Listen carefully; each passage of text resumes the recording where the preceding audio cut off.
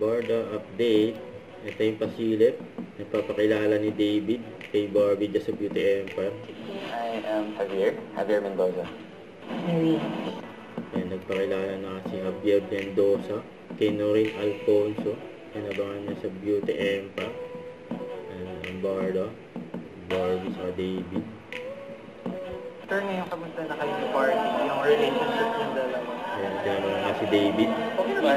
Love Barbie. Bakit? Happy. Really happy for her, you know.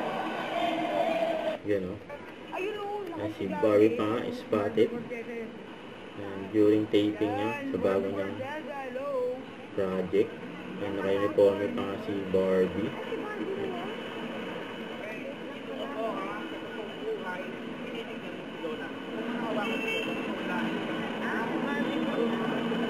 Seryoso si Barbie ang nakatayo doon, tabi ng kotse.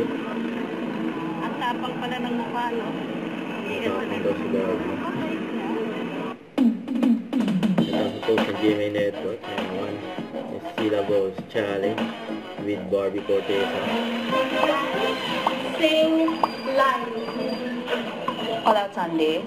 Yan. Ayun ni sige. Barbie. Girl, dog,